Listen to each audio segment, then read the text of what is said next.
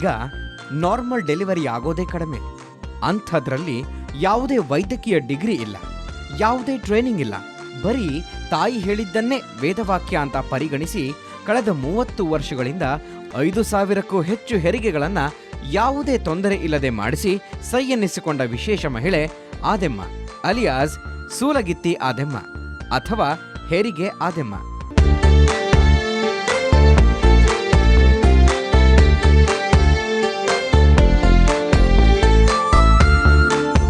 ಆದೆಮ್ಮ ಅವರದ್ದು ಮೂಲತಃ ಆಂಧ್ರ ಪ್ರದೇಶದ ಹಾಲರವಿ ಗ್ರಾಮ. ತಾಯಿ ಪಾರ್ವತಮ್ಮ ಕೂಡ ಸೂಲಗಿತ್ತಿಯಾಗಿದ್ರು. ಅಪರಾತ್ರಿ ಹೊತ್ತಲ್ಲಿ ಗ್ರಾಮದಲ್ಲಿ ಯಾರೇ ಕರೆದ್ರೂ ಹೋಗಿ ಹೆರಿಗೆ ಮಾಡಿಸಿ ಬರ್ತಾ ಇದ್ರು. ಹಾಗೆ ಹೋಗುವಂತಹ ಸಂದರ್ಭದಲ್ಲಿ ಆಸರೆಗೆ ಅಂತ ಮಗಳನ್ನೂ ಕರೆದೊಯ್ತಾ ಇದ್ರು. ಈ ರೀತಿ ಆದೆಮ್ಮಗೆ ಚಿಕ್ಕಂದಿನಲ್ಲೇ ಹೆರಿಗೆ ಮಾಡಿಸುವ ಕಲೆ ಕರಗತವಾಗಿ ಬಿಟ್ಟಿತ್ತು. ಅಮ್ಮ ಮಾಡಿದ್ದೆಲ್ಲ ಮಾಡ್ತಾನೆ, ಎಲ್ಲ ಬೇಸು ಮಾಡಿ ಒಂದು 5 ಲಕ್ಷ ಜನನ ಮಾಡೀನಿ.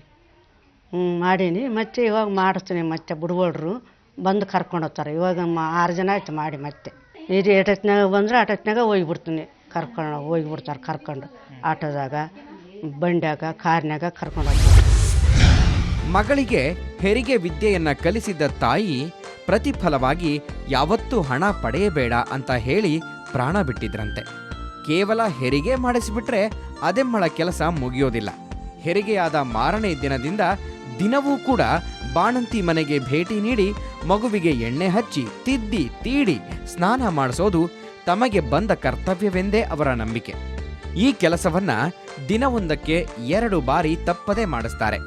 ಜೊತೆಗೆ ಬಾಣಂತಿ ಆರೋಗ್ಯ ಹಾಗೂ ಆಹಾರದ ಬಗ್ಗೆ ಟಿಪ್ಸ್ ಕೊಡುವ ಆದೆಮ್ಮ ದಿನವೊಂದಕ್ಕೆ 5, 6, 7 ಹೆರಿಗೆ ಮಾಡಿಸಿದ ಉದಾಹರಣೆಗಳು ಇವೆ.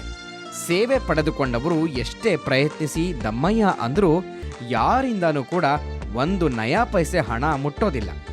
ಬದಲಿಗೆ 1-2 ಸೇರು ಜೋಳ ಪಡೆದುಕೊಳ್ತಾರೆ. ಏನಿಲ್ಲ, ಹಾಸ್ಪಿಟ್ಲಿಗೆ ಹೋಗ್ಲಂಗ ಮನೆಯಲ್ಲೇ ಮಾಡ್ತಾರೆ, ಅದು ವಿಶೇಷ.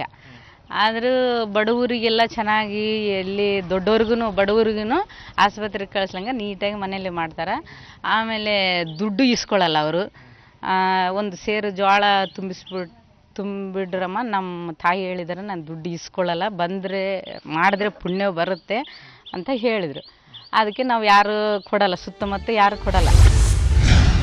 ಇವತ್ತು ಸೇವೆ ಹೆಸರಲ್ಲಿ ನಕಲಿ ವೈದ್ಯರು, ಅನೇಕ ಅಸಲಿ ವೈದ್ಯರುಗಳು ಬಹುತೇಕ ಸಂದರ್ಭಗಳಲ್ಲಿ ಅವಶ್ಯಕತೆ ಇಲ್ಲದಿದ್ದರೂ ಕೂಡ ಹಣದ ಆಸೆಗೆ ಸಿಸೇರಿಯನ್ ಮಾಡಿ ಹೆರಿಗೆ ಮಾಡಿಸಿ ಸಾವಿರ ಹಣ ಪೀಕ್ತಾ ಇರೋವಾಗ ಯಾವತ್ತೋ ತಾಯಿ ಹೇಳಿದ್ದ ನೀತಿ ಮಾತಿಗೆ ಕಟ್ಟು ಬಿದ್ದು ಜನರಿಂದ ಬಿಡಿಗಾಸು ಪಡೆಯದೆ ಕಳೆದ 30 ವರ್ಷಗಳಿಂದ ಸಾವಿರಾರು ಹೆರಿಗೆ ಮಾಡಿಸೋ ಮೂಲಕ ಮಹಾತಾಯಿ ಅನ್ನಿಸ್ಕೊಂಡಿದ್ದಾರೆ ಆದೆಮ್ಮ.